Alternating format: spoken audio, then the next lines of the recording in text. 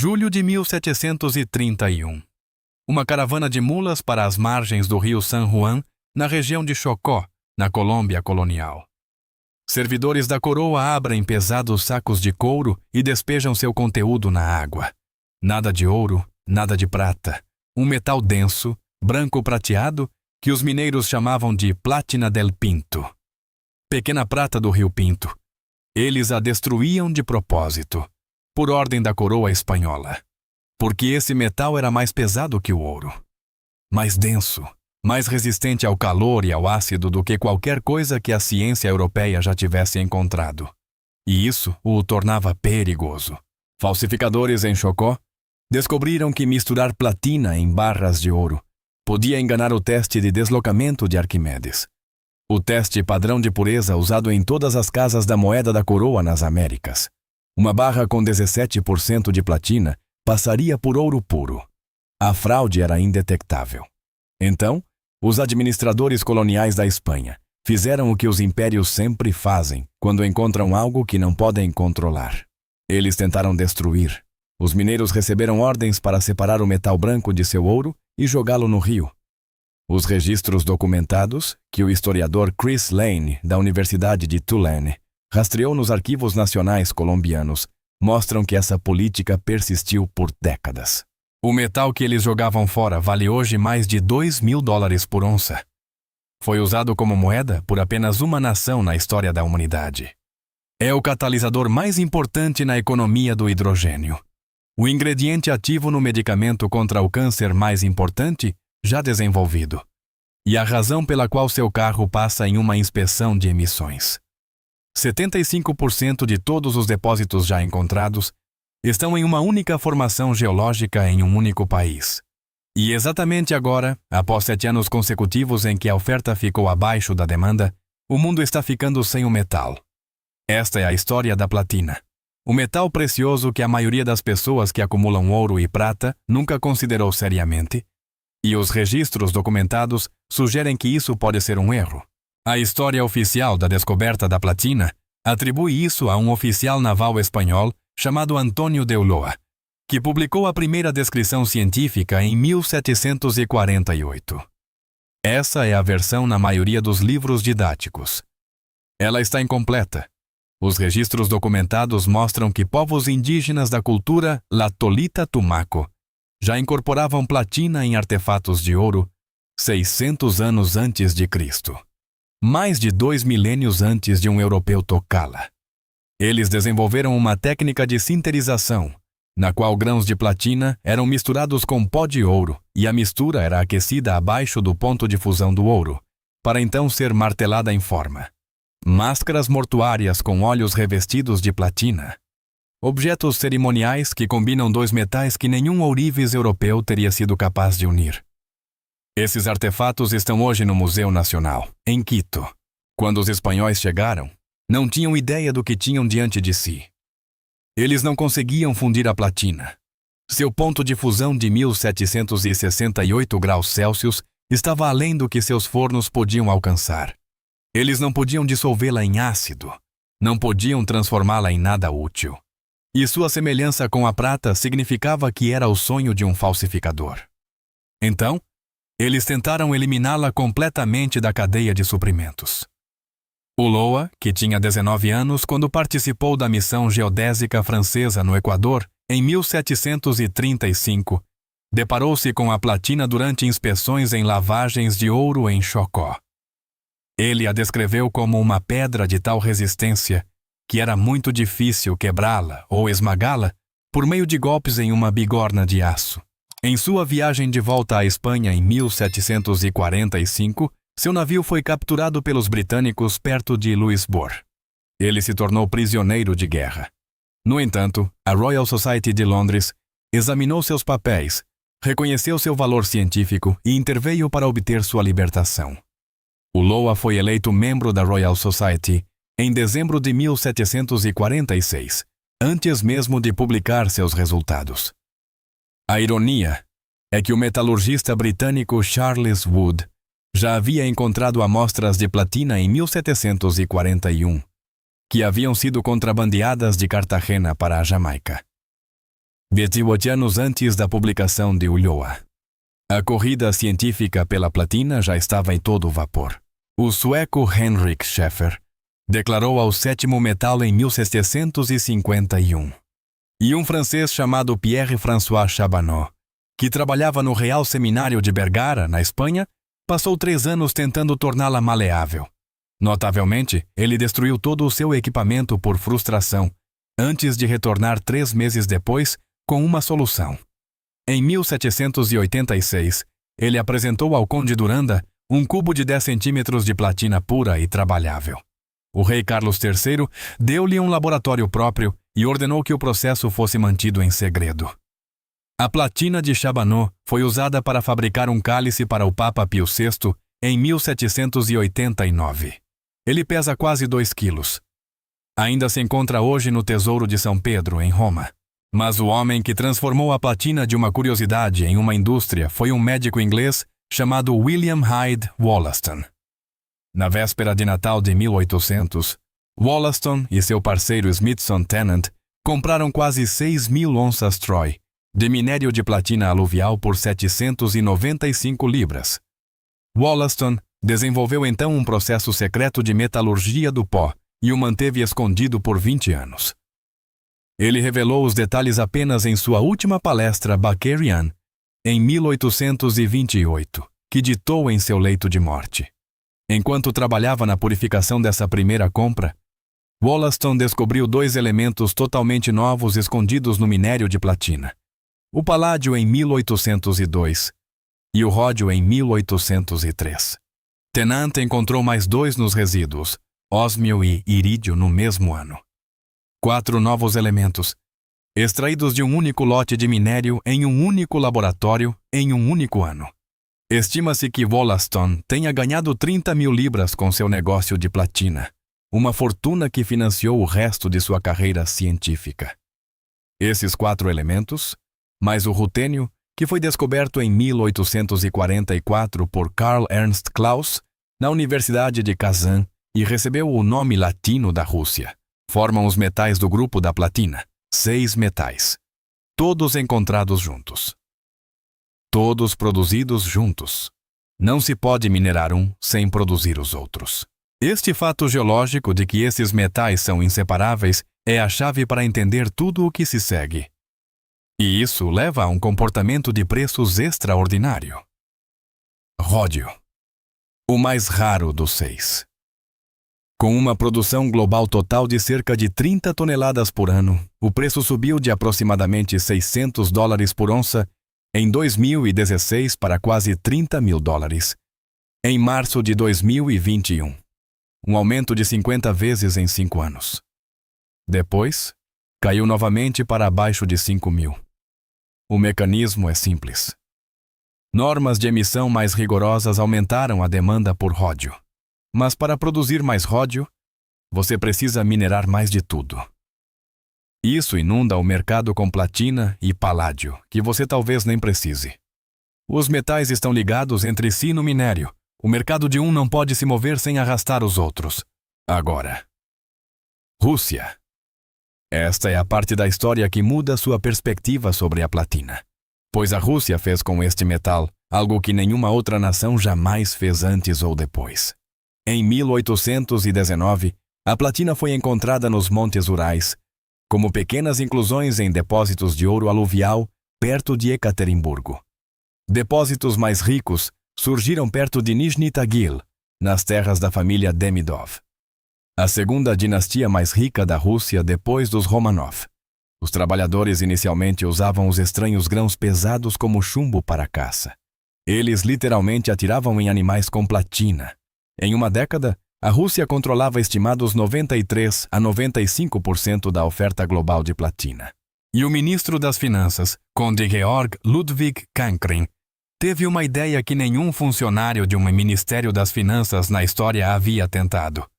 Ele escreveu em agosto de 1827 ao grande naturalista Alexander von Humboldt e perguntou se a platina era adequada para a cunhagem. Humboldt desaconselhou.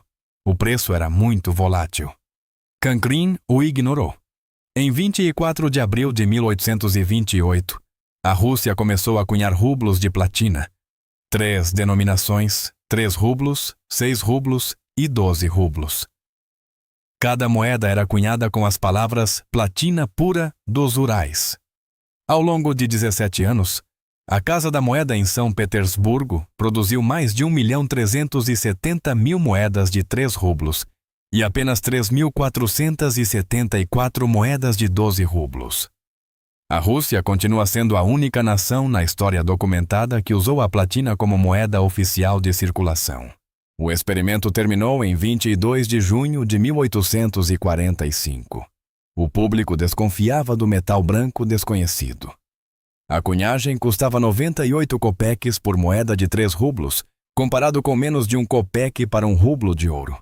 Os preços da platina oscilavam demais para uma moeda estável, e as moedas não tinham valor no comércio internacional. Nenhum outro país as reconhecia. Quando a Rússia interrompeu a cunhagem, a platina acumulada na Casa da Moeda de São Petersburgo foi vendida para a empresa britânica Johnson Matthey Company. A Grã-Bretanha, que não possuía nenhum depósito de platina, tornou-se o monopolista global da platina, apenas comprando o excedente da Rússia. A primeiríssima moeda cunhada foi enviada pessoalmente a Humboldt.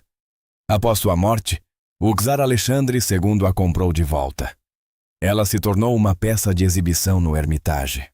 Hoje, os exemplares sobreviventes estão entre as moedas mais raras do mundo. Uma moeda de prova de 6 rublos de 1845 foi vendida em 2018 por $450.000. E o custo humano da mineração foi estarrecedor. Em 16 de agosto de 2012, policiais sul-africanos abriram fogo com munição real, incluindo fuzis de assalto militares, contra mineiros de platina em greve na mina Maricana da Lonmin, perto de Rustenburg. 34 homens foram mortos. 78 ficaram gravemente feridos. Os mineiros haviam exigido um aumento salarial de 4.000 rands por mês, cerca de $500, para 12.500. Entre os mortos, estava o líder da greve Mamineni Noki, conhecido por seu cobertor verde. Ele havia se tornado o rosto da greve selvagem depois que o Sindicato Nacional dos Mineiros se recusou a representar as reivindicações dos trabalhadores. No dia anterior ao massacre, Cyril Ramaphosa, então membro do Conselho da Lonmin e fundador desse mesmo sindicato, escreveu um e-mail ao diretor comercial da empresa chamando os grevistas de vis-criminosos e exigindo medidas apropriadas. Ele também contatou o ministro da Polícia. Menos de 6 meses depois, Ramaphosa foi eleito vice-presidente do Congresso Nacional Africano. Ele é hoje o presidente da África do Sul. Até hoje, nenhum policial foi acusado ou condenado pelas mortes. Uma ação civil de 1 bilhão de rands, na qual Ramaphosa é citado como o primeiro réu, ainda está pendente. O massacre de Maricana desencadeou a greve mais longa da história da África do Sul. 5 meses em 2014, 70.000 trabalhadores, 40% da produção global de platina paralisada. O setor perdeu cerca de 1,2 milhão de onças em produção e mais de $1 bilhão em salários. Isso não é história antiga. Esta é a cadeia de suprimentos por trás do metal que você está observando agora. Antes de continuarmos, nada neste vídeo é aconselhamento financeiro. Este canal explora os registros históricos. O que você faz com esses registros é decisão sua. Pesquise por conta própria. Consulte um consultor qualificado. Somos historiadores aqui, não corretores. Agora, o paralelo que torna a história da platina diretamente relevante para qualquer espectador deste canal. Durante a era do Apartheid, a África do Sul controlava de 70% a 80% da platina mundial, enquanto estava sujeita a sanções internacionais.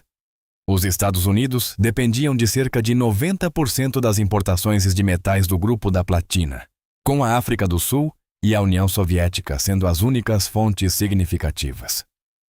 Quando o Congresso aprovou a Lei Abrangente Anti-Apartheid em 1986, derrubando o veto do presidente Reagan, a maior parte do comércio com a África do Sul foi proibida. No entanto, os minerais estratégicos foram explicitamente excluídos. A platina era importante demais para se abrir mão. Os registros documentados mostram que a África do Sul gastou estimados 22 bilhões de rands apenas para contornar sanções entre 1973 e 1984. Sudáfrica durante o Apartheid, Rússia durante a guerra na Ucrânia. O mecanismo é idêntico. E no momento, ambos os países, os dois únicos que importam para a platina, estão sob pressão geopolítica simultânea. A África do Sul luta com apagões rotativos que fizeram a produção de platina encolher estimados 6% apenas em 2023.